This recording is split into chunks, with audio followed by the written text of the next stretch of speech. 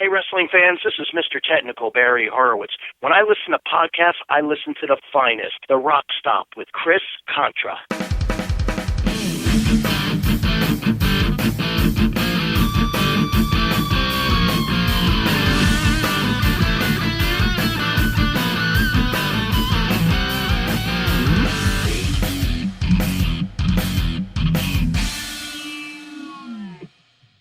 Welcome into the RockStop. Chris Contra here. My guest is a very prominent figure in professional wrestling. He's put together a very impressive career working with the WWF, the WCW. This is Barry Horowitz. How's it going, Barry? Great, Chris. Thanks for having me on the RockStop. I've heard a lot about you guys. Awesome. Great to have you here, man. Yeah, thanks. So, when I think of your career, not only did you compete at what I would really consider the golden age of wrestling in the 80s and 90s, but you had to be one of the most consistent and dependable performers out there at the time. Thanks, Chris. I think so. I pride myself on that. It's not something it's not something I have to without being cocky, strive for. That's my DNA. That's how I operate. That's the way I was when I wrestled amateur in high school and the youth center in St. Petersburg, Florida, and FSU. I do strive for it, but it would be harder for me, Chris, if you told me, well, listen, don't try as hard in the ring and show up late and break all the rules. And, oh, my God, that would be an obstacle in my life. It is funny when you think of the wrestling business, and there's more than just the in-ring performing and things like that go on behind the scenes and the travel and all that stuff. And there are a lot of those guys that did get caught up in, too much partying and excess and in all kinds of ways. What you've done is, been able to have a career longevity because you really did stay on the right path there. Well, that's my dream. And I treated my career like a shoot, so to speak. I didn't go, Bob Backlund always said, you don't want to go too crazy, like overboard, but you don't want to go underboard. You want to stay in the middle, in the medium. And that's hard to stay in the medium. Think about that. Mm-hmm. You don't want to go overboard, underboard. So I strive for it. I mean, as soon as I left my house and my family and I get on that plane, I'm in Mr. Technical mode. Right. I'm thinking of my matches. I'm getting to the building early. I'm stretching. I'm warming up. I'm getting to the gym. I'm getting that Florida sunshine. I'm doing everything possible to keep myself in peak condition. So when I walk out to that ring, people go, "Oh, that's Barry Horowitz. He is a pro wrestler." Yeah. I mean, top to bottom, your look, your custom-made outfits, and your ring performance as far as professionalism, and mixed some of my amateur in there. And people know the difference. They know a real pro over a backyard wrestler or a clown. I took it very serious, and I think it worked out for me. Some people shun on it because I think there's a lot of jealousy amongst some wrestlers. And, you can't be... I'm on the road. I mean, my matches are done. It's something healthy to eat, and I got to get to bed. I mean, you may have to be waking up, getting on a plane, and getting to Madison Square Garden for Monday Night Raw, and you got to be there like 5-6 hours early. Yeah. You can't be playing around. You got to take it serious. Right. And I don't think there's anything wrong with that. No, not at all. In fact, it's I definitely find that very respectable. And because you said some people shun on it or get upset maybe with you because you wouldn't go out and party with them and expect that stuff. But or break the rules or do this or do that. And see, what happens is they don't realize you're not paying my bills. The longevity of all these jokes and pranks and whatnot, that was cool back in the 80s. You think of it, but I'm not going to mention names out of respect. But right now in the year 2020, half of those guys aren't alive. Yeah. What does that tell you? Right. Yeah, it's true. Or if they are, they're in a wheelchair or they're broke dead. Right. I mean, you got to be smart about it. Absolutely. Yeah, you do. I mean, you don't see Bob Backlund acting like that. There's a lot of people. I mean, you can go on and on. Bob Orton Jr., I saw him at a meet and greet. He's doing great. And there's a lot of guys. I mean, it's how you treat, your craft. Right. And you've been in the ring with some of the biggest legends ever in the industry. And you're right, a lot of them are unfortunately gone. You know, competing with that caliber, sometimes these guys with their legend almost is more than they are in actuality. And, you know, you got to go in the ring. And, I mean, the egos of some of these guys maybe. I mean, I'm not asking you to name names or anything, but it might be difficult for you as a, you know, a professional performer to deal with some of these guys in rings sometimes, huh? Oh, yeah, you got to take that with a grain of salt. I mean, it all depends on the situation, but, yeah, some of these guys are a legend in their own mind, or they really think, yeah, I'm the world champion and what have you. I mean, there's there's a fine line, the way to treat that. I mean, if you're Mr. Tough Guy and you're worried about your win-loss record, impress me and go into UFC and see if you don't get your ass beat in about 30 seconds, you know? Yeah. This is my opinion. I think it's pretty factual, too. You're not going to last 2 minutes with Kurt Angle or Brock Lesnar. Nobody. I've amateur wrestled, and there's NCAA champions, there's AAU champions, but when it comes to somebody like Brock or Kurt Angle, which is unbelievable, anybody that's got a gold medal and won it with a broken neck in the Olympics, wow, yeah, I got a lot of respect for. Mm-hmm. And I mean, it's kind of an interesting point because, you know, you've been in the squared circle there with guys that in real life you probably could have, you know, really showed a thing or two in a physical manner, but you know, you're asked to, you know, lose to these guys and stuff like that.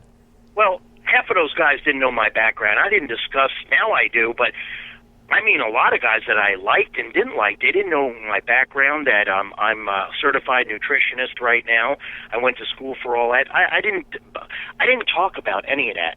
My deal was to make money on the road, eat well, do my job. Just like Bill Belichick tells Tom Brady, do your job. Yep, and you see the results. That's what there. I did. Yeah. And if anybody wants to dispute that, well, I think you're angry, or you're, I think you're a little jealous, because, I mean, I get a lot of respect in the business with people that are like myself, like you figure Bill Eadie or Barry Darso, Bob Backlund. There's only a handful of guys, Tony Gurria. These guys, I could feel the respect. The others disrespect me, and that, it doesn't bother me, but I'm going, really? Yeah. You're disrespect? When you bring up Barry Horowitz, does the word disrespect correspond with that? I don't think so. Not in the wrestling business. Right. I don't think so. And if they do, they're a mark for themselves. I mean, there is. I mean, that's what goes on. Like I was saying at the top of the show here, like it's more than just, you know, the in-ring stuff. That what goes on behind the scenes and things is. It's more. You know, I'm glad I got to piggyback on that statement, Chris. It is way more than landing, getting your luggage, driving with a couple of guys, getting your rent-a-car, getting a limo, whatever you got to do, get your hotel, hit the gym, you know, go over your match, get your shower, do all that, and then learn your craft. Yes.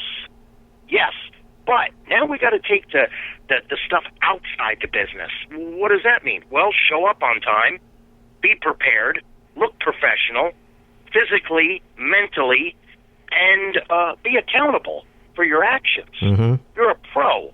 You're not a friggin' semi-professional wino. Right, you know? Yeah. And you do, and like you said, yeah, it's not all about locking up and grabbing a headlock or grabbing a drop toe hold and whatnot. It's much more than that. Yeah, and that's why I mean, you know, you did work for the top promotions, WWF and WCW, because this was where professionals came to wrestle. Yeah, exactly. I mean, and have some respect. Some of these guys I see in the locker room, young guys. I mean, I've met a few on the indie scene that were very respectful and they meant it. And then some that they don't have a clue. They really think they're the shit. And I'm going, wait a minute, guy. Okay, I'm older than you, and I'm looking better than you. There's a problem right there. Right. Okay, that's number one. Number two, until you did what I did and been around the world, right, and did some things that you'll never even dream of, you do. Well, you just put over this guy, or you do that. See, you're clueless. You're a mark, because everybody loses. Yeah. The Patriots lost a couple of weeks ago. Everybody loses. Bruno Sammartino lost. Hulk Hogan lost. Muhammad Ali lost. There has to be a winner. There has to be a loser. get it through your marked thick heads, folks. Exactly. And, to undermine, somebody that, puts somebody over as though that's not something. I mean, in order to put somebody over, you got to make them look great in the ring as well. Exactly. What's a great example is I just seen recently, I don't watch a ton of wrestling, but been watching All Elite Wrestling, and the only reason I like the old school mixed with the new school. It's really, really cool. But they're doing a lot more chain wrestling and technical wrestling, which is right up my alley. I'm not knocking hardcore or anything like that. It's just not my cup of tea. Mm-hmm. And I wasn't trained that way by the late great Professor Boris Malenko. I was trained technical wrestling, plus I watched the likes of Ric Flair and Bob Orton Jr., Roddy Piper, Don Morocco. I mean, the list goes on and on forever. Kurt Hennig, Jack Briscoe, Jerry Briscoe, Brian Blair, Steve Kern. There's so many, Rick Steamboat. There's so many people, to watch and learn and absorb like a sponge. Yeah. I started off in Florida, and I started wrestling independently. I did actually start, my first big deal was the WWF with Vince McMahon Sr. Right, yeah.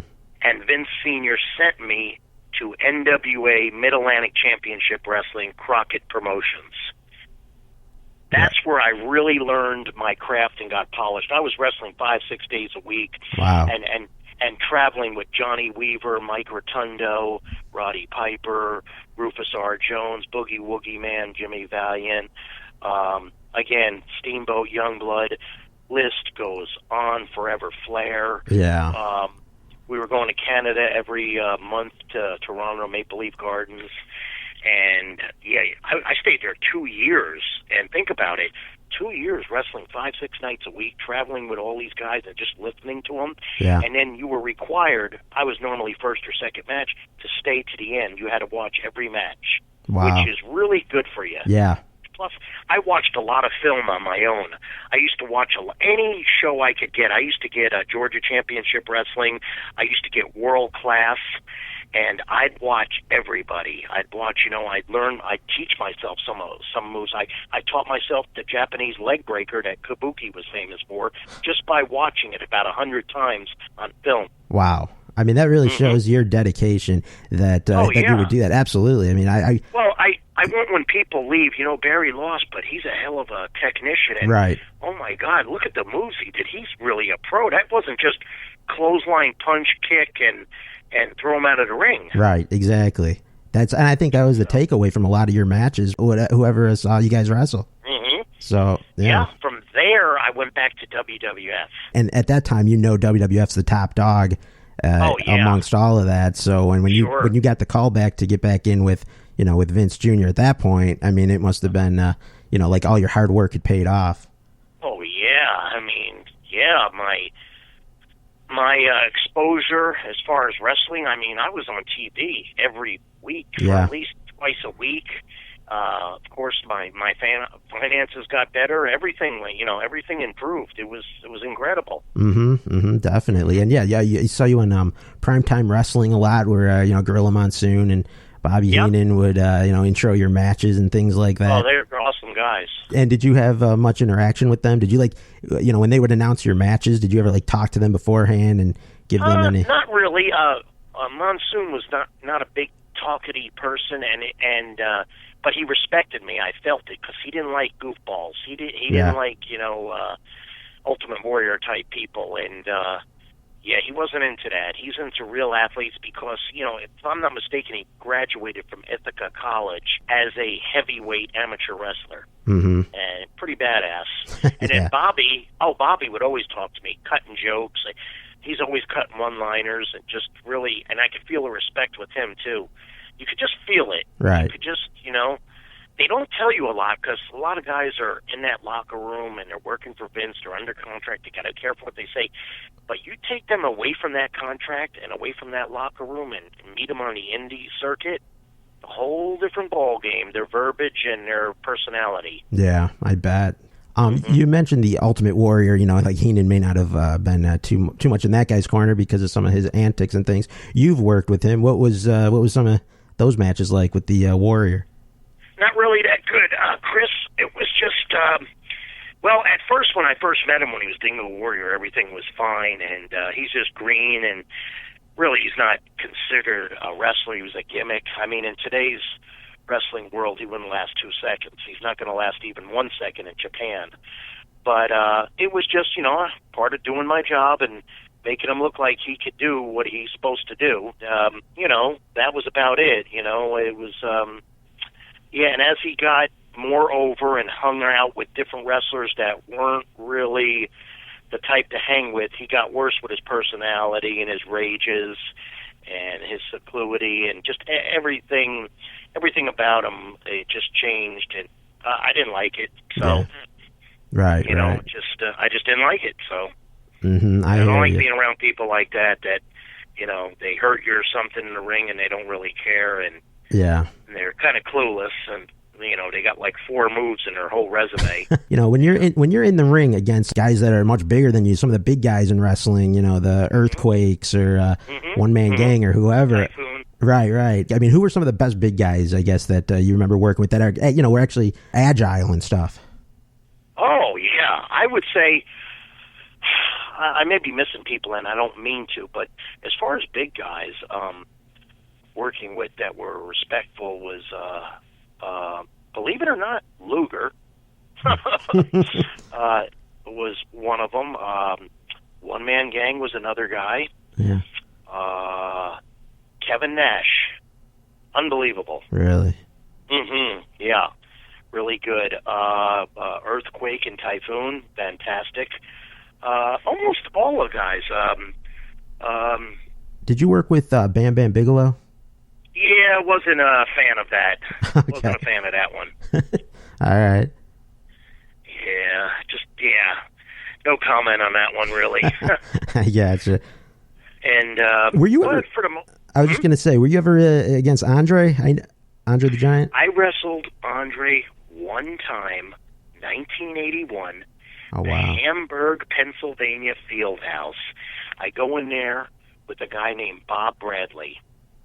He was his claim to fame was world class, and they called him Bob the Cat Bradley.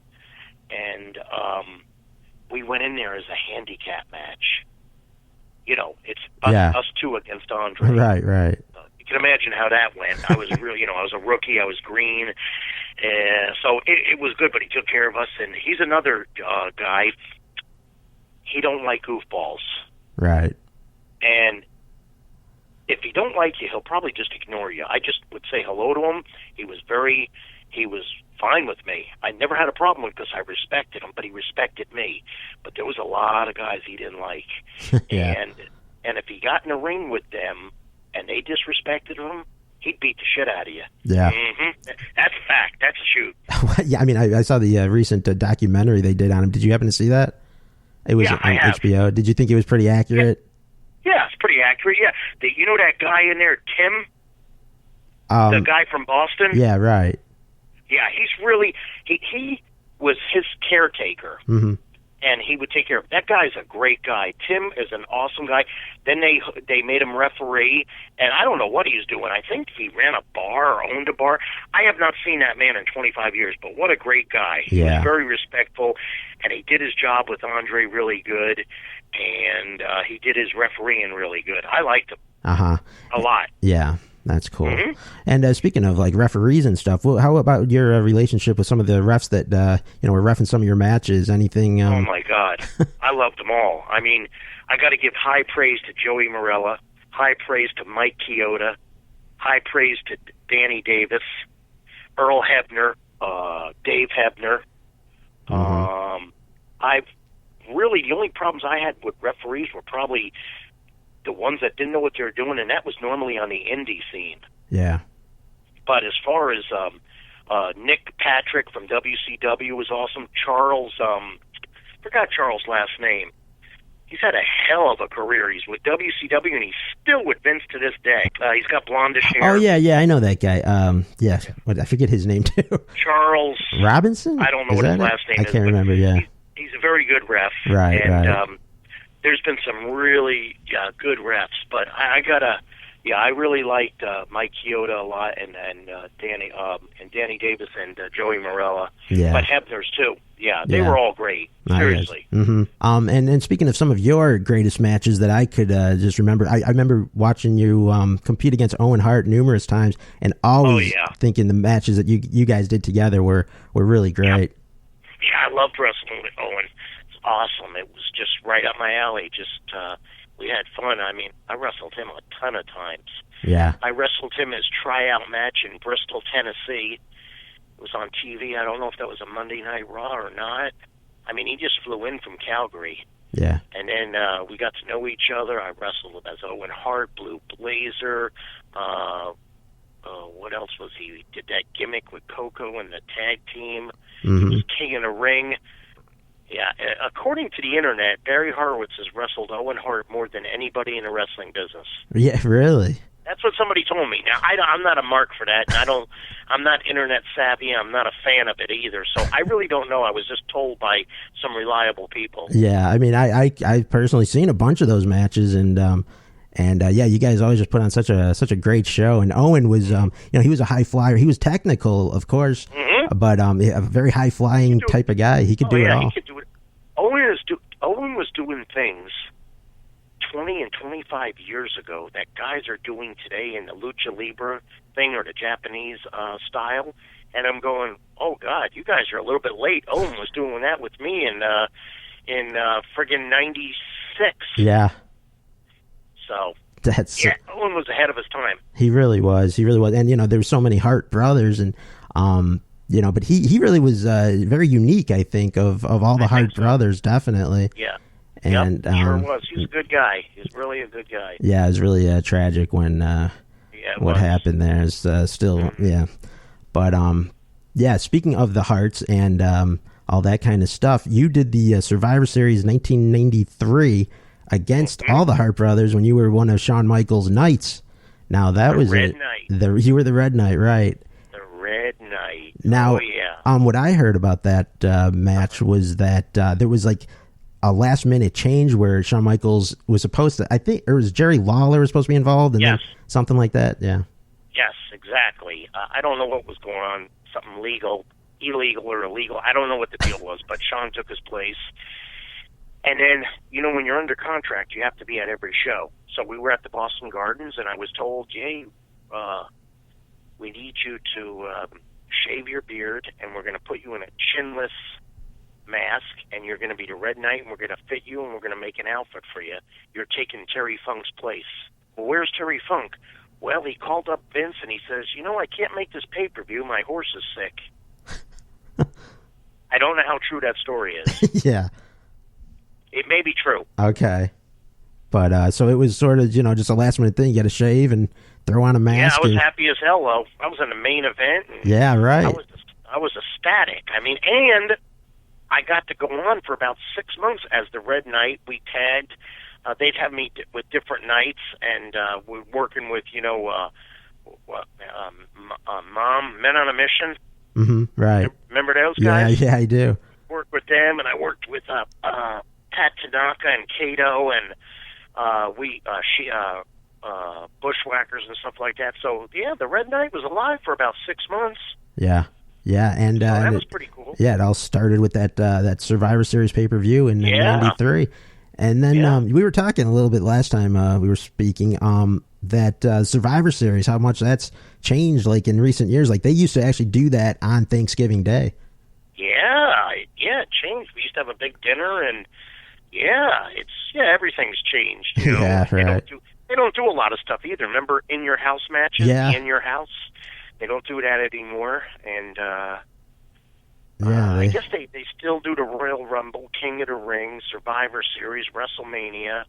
Your biggest shows, if I'm not mistaken, for revenue is WrestleMania and SummerSlam. Yeah. Maybe still true.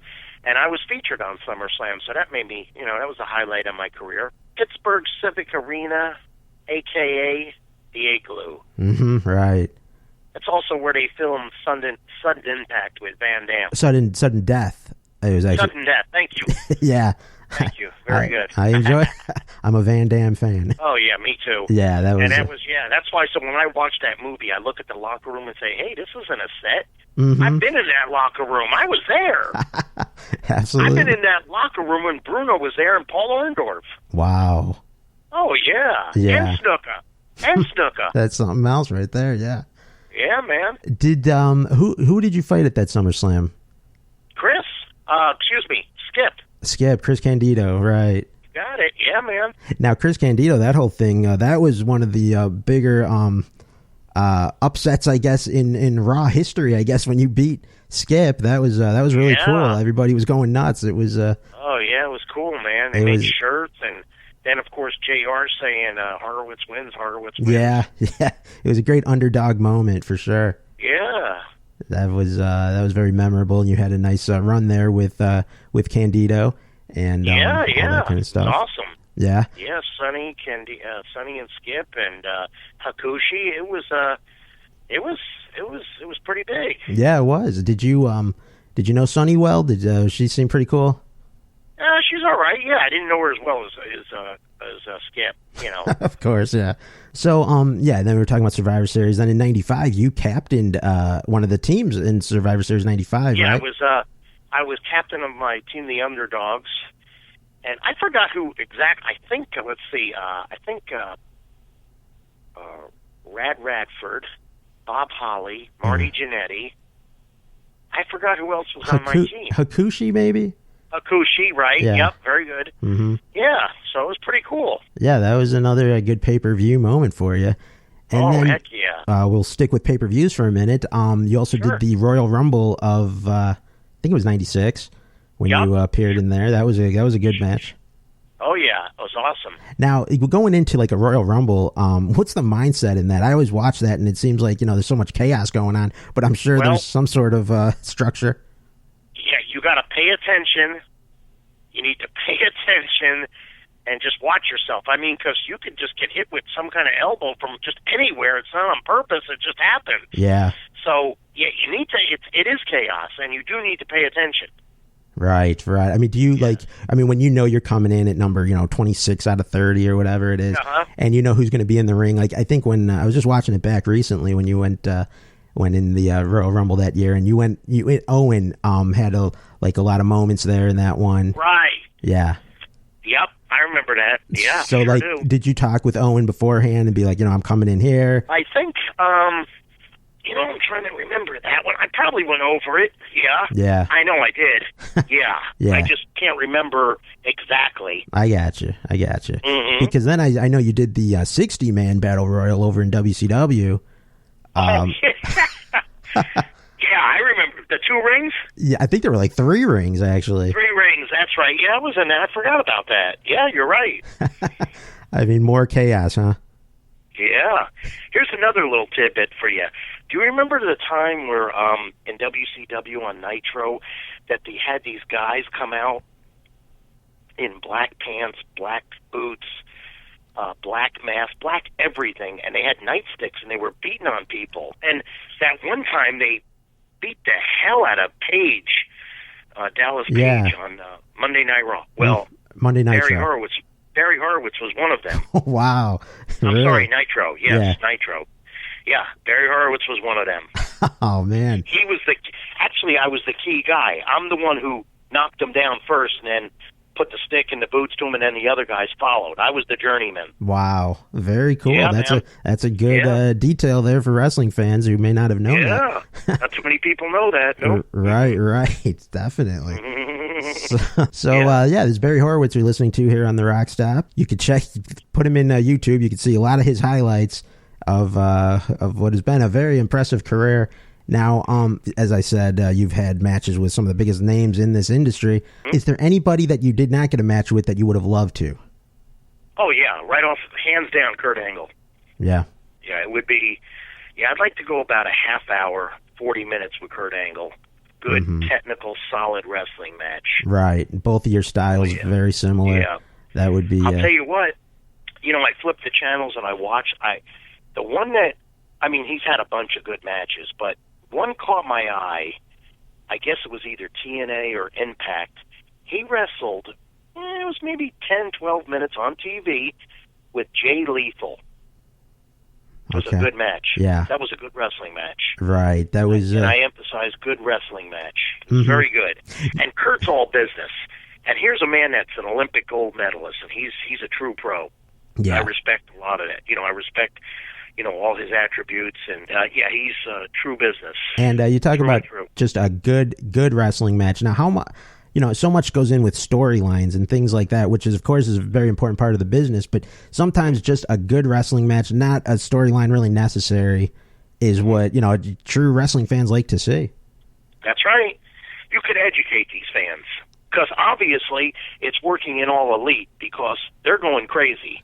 And it's all about wrestling. And this is just me, this is my opinion, my only thing I don't like about All Elite is everybody is going outside and everybody is doing plunges and dives out the ring, and there's nothing wrong with that. But almost every match does it. Now, it's overkill. Yes, I agree. See, there's nothing wrong with, you're plunging outside. I forgot, there's different words for Hurricane. What I'm getting at is, but almost every match goes outside. A lot of dives, a lot. Right. And a lot of outside. Now, there's nothing wrong going outside, but sometimes the overkill, like WWE with the kill with the steps and throwing them and stuff, sometimes overkill. Remember now, it's a wrestling match and you want to stay inside the squared circle. Yeah. So everybody can see. Because really on TV, that's fine. But when you're live, when you're up in the cheap seats, you can't see that. The only people that see that is ringside. Absolutely true. I mean, I've been to plenty of matches where I've seen that. Go, what is he doing? What happened? Exactly right. You see, go ahead. Yeah, there's nothing wrong with doing the outside. It's good, but I notice with All Elite, it's almost every match a couple of times. I don't mean once. I mean 4 or 5 times in one match. Wow. Every match. A little bit overkill. Yeah, and it takes away from, when they do go outside and it's... Draw back and do it twice or once in a match and make it mean something. Right, exactly. Because let me tell you something, when you get tackled outside on the cement or speared or snap suplex now I give them credit, they're doing incredible stuff on the aprons. Yeah. I mean, dangerous stuff. Right. Now that's starting to get overkilled. Remember now, you've only been on the air a couple of months. You don't want to go crazy because people are going to expect that and go, well, that's nothing. That's just another hip toss. Yeah, right. See what I mean? You want to make it devastating. Chris, some of my point of views are old school, but if you think about it, sometimes the old school with the new school and the new school with the old school come together. Yeah. They matter. They matter. Absolutely. If I did a hip toss in 1980, you could still do a hip toss in 2020. It's still going to be that hip toss. Yeah. See what I mean? Right. That's a good point. Yeah. It's just like in football. You saw, let's just say, Bart Starr for the Green Bay Packers throw an excellent, pass. Well, 20 years, 30, 40 years later, maybe Brett Favre does the same thing. Aaron Rodgers does it. It's still there. Mm-hmm. It still works. You can't ever dismiss the old school way because that's what put the stuff on the map in the first place. Exactly. Yeah. You just got to do it properly with good intent, and it's got to be solid. It can't be sloppy. Right. And, you talk about how often they go outside the ring and they do that, I guess, a lot in AEW. They do it a lot in WWE as well, from what I've seen. Yes, they do. And to say how much they do it, you see the barriers around the ring are not like the metal anymore. It's actually like padding. That's how much they go outside. What's that tell you? It's too much. A little bit too much. Too much. There's nothing wrong with it because it is pro wrestling, and you're adding sports entertainment with it, but don't overkill it. Mm-hmm. Yep, I got you. I totally got you. It makes about as much sense is you pile drive a guy off the top, you belly to back him outside, you do a German on the apron, you do all of that with these false finishes, and then you beat him with a small package or a roll up or a schoolboy. Yeah, that makes about as much sense as a one-legged fireman kicking down a screen door in a submarine. It is crazy how you speaking of like finishers and things at the end of a match. You've had pretty much everybody's classic finishers done to you. Oh yeah. What do you think are some of the best finishers in wrestling? They're my favorites, and I use them. But I mean, there's some good finishes. I do love the Texas Cloverleaf for submission. I love that. Mm-hmm. It's really good, and of course, the Northern Light Suplex is my favorite. Yeah. Second would be probably German. Right. Now, I will say something. I gotta give props to the women wrestlers, but I gotta admit, I was very impressed when I saw these two individuals, these women, do this. One is Charlotte Flair doing the figure 8. Right. Yeah. I am so impressed with whoever thought of that is a friggin' genius. I friggin' love it. Yeah, it's a great idea. They just made chicken salad out of chicken shit. And I just saw this a month ago. Now, hear me on this one. This is a big girl doing this, so it pulls off better. You can't have Becky Lynch doing this. You got to have a mammoth one. And I'm pretty impressed with Chris Stratlinger. She's from AEW. Oh, okay. I forgot her name. You need to watch her. In fact, she was on last night. I think the Encore performed. You can watch it on demand tonight. Chris Stratlanger. She's fighting for the women's world championship against Rio. Okay. So anyway, I forgot who did it. I don't know if it was a female from WWF or All Elite, but she did the Texas Cloverleaf and lifted the girl up and held her in midair wow. with the cloverleaf on. Yeah. Think about that. That's hard to do. I know. I'm trying to picture it right now. Yeah, picture that. So what you're doing is you got the cloverleaf. When I do it, you got the cloverleaf. Of course, you're going into the same position as the sharpshooter or Scorpion Deathlock, that was its original name and came from Japan, and I think Sting was the first to use it. Yeah, pretty much the same thing as the sharpshooter. Yeah. Yeah. So she's doing the cloverleaf, but instead of sitting on it, she lifts you up and holds you in midair. Wow. Yeah. I got to check that out. You got to check it out. Yeah. That's incredible. So I'm very impressed with that. And some of the female wrestlers are working like men, which they need to. You can't be doing this lollygag slapping around. It won't get over. Right. There was a long era of that stuff that they were doing. Yeah. And it just... Yeah, they've made something out of it now. It's producing, and they got, high quality, good-looking women and in good shape and stuff, so that helps the product too. Right. I mean, they're almost getting back to like even in the earlier 90s and stuff. They did have a women's division with people like Sensational Sherry and Rockin' Robin and. Yeah, but I remember I was there. It was okay. Yeah. It's not like today. No. I got to admit, the new school has prevailed. Right. Yeah. I was just saying, like, it's a bit of a difference from the Divas era. Yeah. Sure, you're right. Yeah, but the women's wrestling is that. In fact, the Royal Rumble, the latest one's I think coming up later this month, and the women have their own Royal Rumble match. Oh my God! Yeah, I mean they've really come a far way. Yeah, it is good. So let me ask you real quick about some of the hugest crowds you've performed in front of. I'm going to say, they were all big, but if I'm going to go into gigantic, you got Madison Square Garden, Boston Gardens, Philadelphia Spectrum, but then when we went over to like Germany and England and Paris and Milan, Italy, we're talking like Garth Brooks kind of people there. Wow.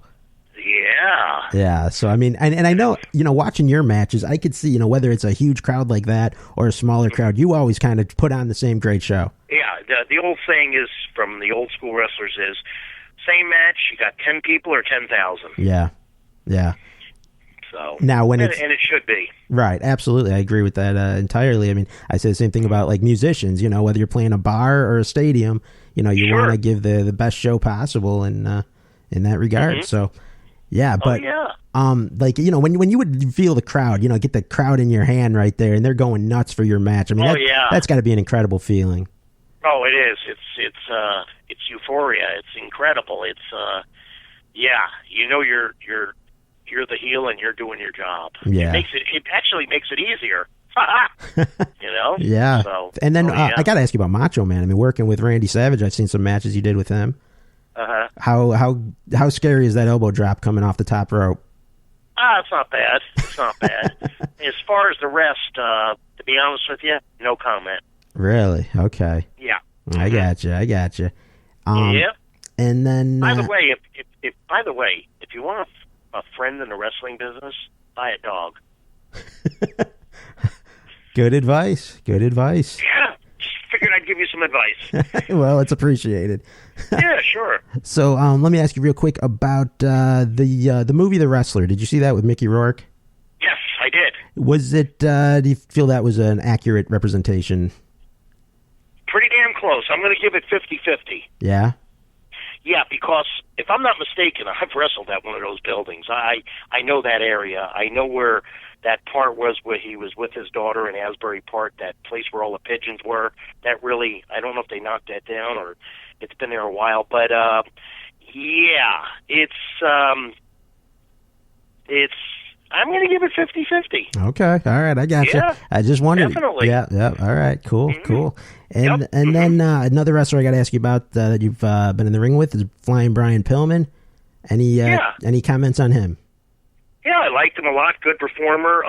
One of the first guys I know that vaulted up on the top rope and did the clothesline. He is, if I'm not mistaken, he's the first guy to do it. Wow. Everybody else has copied it, and they still do it to this day. Yeah, it's true. Always looked good. I liked working with him. Yeah, had no issues with him. He's a good guy. Awesome, yeah. And then before we go here, I did want to say I saw you in a music video, a country music video. Mm-hmm. Joe Diffie, I believe, was the artist. So how'd that come about? You're a big country music fan? Oh, huge. I lived in Nashville for 10 years, been to the Grand Ole Opry backstage, and been with different country music stars, and I ran into they call it CMA Fest now, but back in the day it was Summer Lights, and his lead guitar player was a fan of mine. I got to meet him, talked to the bass player. He introduced me to Joe. We became friends, went to a few concerts, and then they had they shot a video. It was like 7:30 at night or something. We did it till 2 in the morning.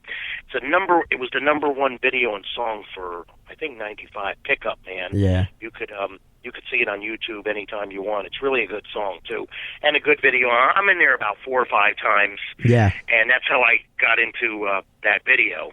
And you're doing your classic pat on the back maneuver there. Oh, you got it. Got to.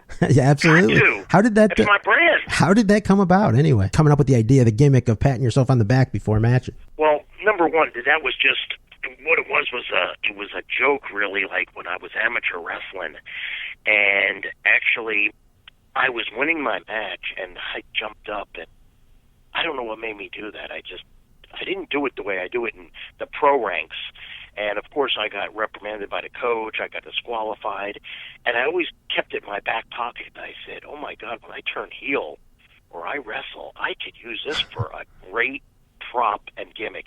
Everybody else has got scissors or swords or jukeboxes or whatnot. And I said, yeah, but this is great. And it just adds, right after a great suplex or right before that, or, you don't have to overkill that. You pat yourself before, and then maybe in the middle of the match, and maybe afterwards. Mm-hmm. And, maybe 2 to 3 times max. See, you don't want to do that 20 times. Right.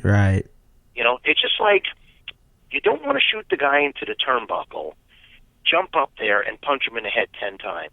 Please stop that, folks. I'm begging you to stop that. Number one, if you're going to do it, stop at 4. Stop at 12. Stop at 7. And please, you shoot them in. Don't always put up that foot. Be innovative. Yeah. Oh my God! Please. Yeah, I mean, you're you've been in enough matches to know all this stuff that you've seen a million times over. And another thing that I've seen so much of, and I don't know how you feel about this, but like during tag matches when they're crawling to the corner to make the tag to their partner. I mean, and it's like we've seen that a lot, and it's cool like once in a while, but man, they do it like every time it seems. You're better off doing that at a house show, not on TV. Mm-hmm. Just keep it going on TV. A lot of action. Do it at a house show, but do it with like, think about what I'm about to say. I'm just using these people off the top of my head. Let's say it was Rock and Roll Express against Demolition, or Arn Anderson and Bobby Eaton. Mm-hmm. And you've gone about 20 minutes 25. And it's called a hot tag. And you do that at a house show, they'll friggin' knock the walls down from rumbling. And that baby face comes in and cleans house. Yeah. That's when you do it. Right. See, that's the psychology. You don't do it in a 10, 12-minute match. Like I said, Steamboat and Youngblood against the Briscoes or something like that. You've gone about 20 minutes. Maybe at 23 you do the hot tag. Yeah. The match ends after 25 minutes. Right on, yeah. And the people will go mental. They'll go insane. Yeah, absolutely. But if you do it every match and every TV and only a 10-minute tag match, sorry, I just don't agree with that. Because you really are a student of the game, and you know like what works and what doesn't, and you see that, right? Like, and I try to. I mean, it's my opinion. I'm not always right with other opinions and know more than me, but this is what I know after over 20 years, you know, and up and down the roads, I got you, man, and whatnot, and being around the best in the business. Yeah, and you remember now, I was in All Japan also, and went to Austria for Otto once. I came in contact with a lot of different styles and worked with a lot of different styles, and I made sure I absorbed all those styles. Wow, that's so Austria and Japan. Now, what? I mean, those got to be much different styles than we're used to seeing. Oh yeah, All Japan is much more tougher. You better know how to wrestle, because if you don't, you're going home the next day on a plane quick. Yeah. Oh yeah. They don't have time for face paint, clothesline, and kick. You know, they don't have time for that. And as far as Austria, the same thing. Otto once was an unbelievable promoter. Didn't care who you were. You just perform and do your job right, and that's what he liked. Mm-hmm. Yeah. I felt more respect from him than probably any promoter I've ever worked for, ever. Wow, really? Yeah, I really did, yeah. Huh. He was sincere, he was a good man, he was very kind to me. So that's really great. Yeah, it is. Yeah, so this has been great talking with you. Where can we find you on social media? What do you got coming up these days?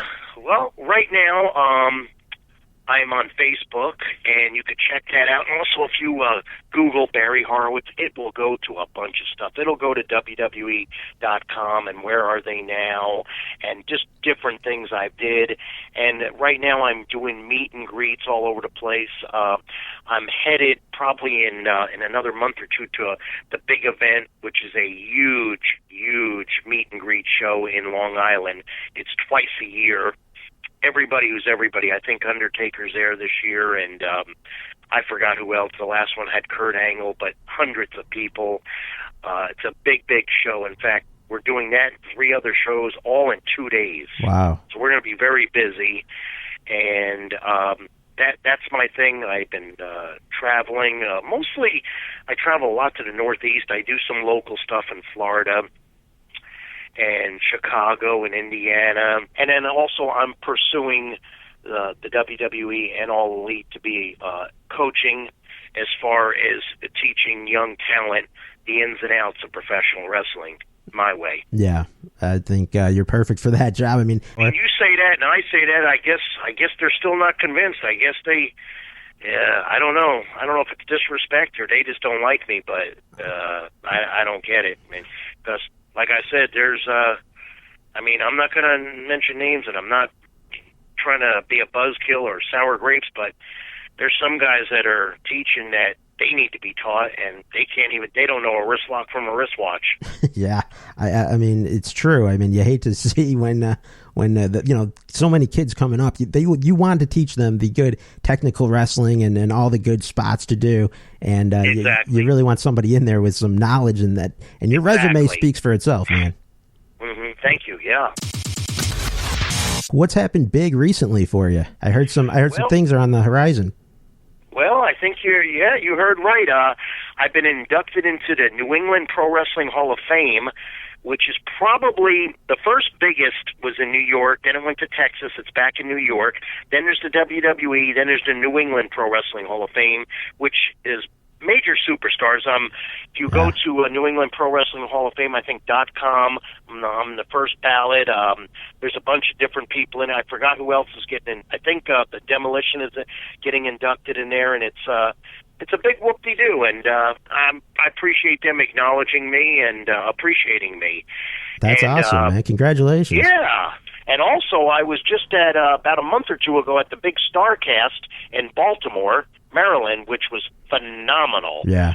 I was hanging with Colt Cabana and a couple other good guys there that I haven't seen, the Rock and Roll Express, and bunch of guys that I haven't seen over the years, Earl Hebner, and there was so many people there you couldn't even see everybody. Wow. I mean, it was just wall-to-wall people, wall-to-wall wrestlers. It went on for 2 nights. I was there during the day. It was pretty cool. I was signing, and also, I think you could look it up, I was on an interview platform where Colt Cabana was the host, and it was 5 of us, and they interviewed us all for about a half hour on a stage in front of all the wrestling fans in Baltimore. So, it was really cool, and it was a great thing to be part of. Starcast is a huge event. I think the first one was in Vegas. And, I hope to go to another one. They're really very professional. The company is awesome.